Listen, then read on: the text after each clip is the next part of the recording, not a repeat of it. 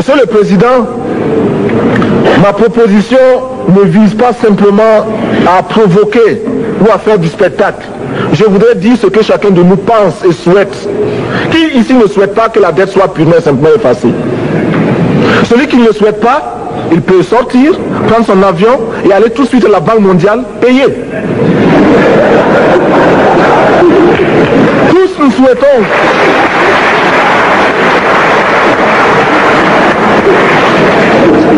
ma proposition n'est pas non plus, je ne voudrais pas que l'on prenne la proposition du Burkina Faso comme celle qui viendrait de la part de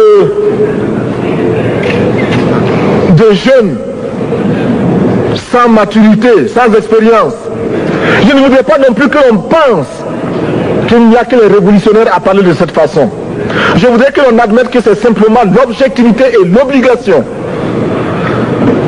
Et je peux citer dans les exemples de ceux qui ont dit de ne pas payer la dette, des révolutionnaires comme des non-révolutionnaires, des jeunes comme des vieux. Je citerai par exemple, Fidel Castro a déjà dit de ne pas payer. Il n'a pas mon âge, même s'il est révolutionnaire. Mais je pourrais citer également François Mitterrand, qui a dit que les pays africains ne peuvent pas payer, les pays pauvres ne peuvent pas. Je pourrais citer Madame le Premier ministre. Je ne connais pas son âge et je m'en voudrais de le lui demander. Mais c'est un exemple. Je voudrais citer également le président Félix Houphouët-Boigny. Il n'a pas mon âge.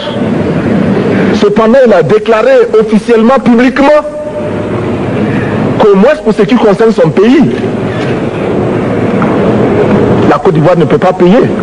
Or, la Côte d'Ivoire est classée parmi les pays les plus aisés d'Afrique, au moins d'Afrique francophone.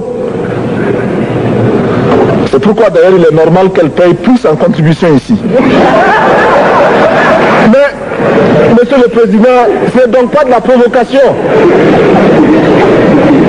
Je voudrais que très sagement, vous nous offriez des solutions. Je voudrais que notre conférence adopte la nécessité de dire clairement que nous ne pouvons pas payer la dette. Même pas dans un esprit belliqueux, belliciste.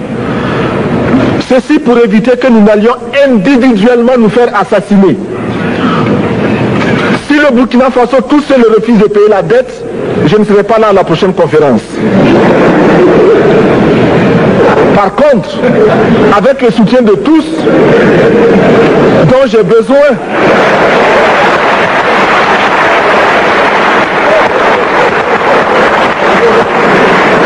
avec le soutien de tous, nous pourrons éviter de payer. Et en évitant de payer, nous pourrons à notre développement. Et je voudrais terminer en disant, chaque fois qu'un pays africain achète une arme, c'est contre un Africain. Ce n'est pas contre un Européen. Ce n'est pas contre un Asiatique. C'est contre un Africain. Par conséquent, nous devons également, dans la lancée de la résolution de la question de la dette, trouver une solution au problème de l'armement. Je suis militaire et je porte une arme. Mais Monsieur le Président, je voudrais que nous nous désarmions. Parce que moi, je porte l'unique arme que je possède et d'autres ont camouflé les armes qu'ils ont.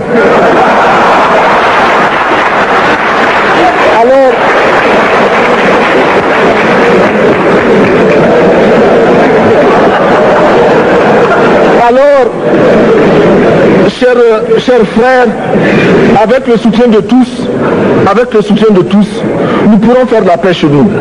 Nous pourrons également utiliser ces immenses potentialités pour développer l'Afrique, parce que notre sol, notre sous-sol sont riches.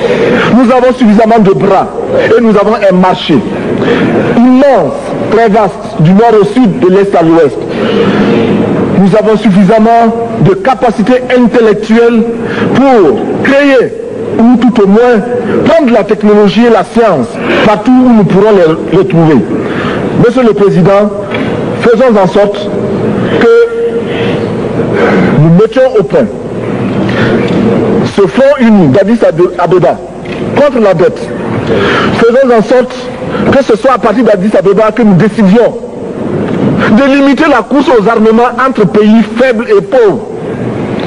Les gourdins et les coutelas que nous achetons sont inutiles. Faisons en sorte également que le marché africain soit le marché des Africains. Produire en Afrique, transformer en Afrique et consommer en Afrique. Produisons ce dont nous avons besoin et consommons ce que nous produisons au lieu d'importer. Le Burkina Faso est venu vous exposer ici la cotonnade produite au Burkina Faso, tissée au Burkina Faso, cousue au Burkina Faso pour habiller les Burkinabés.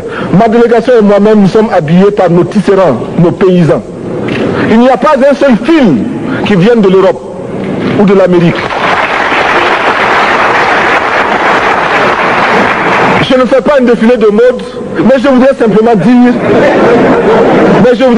dire que nous devons accepter de vivre africain. C'est la seule façon de vivre libre et de vivre digne.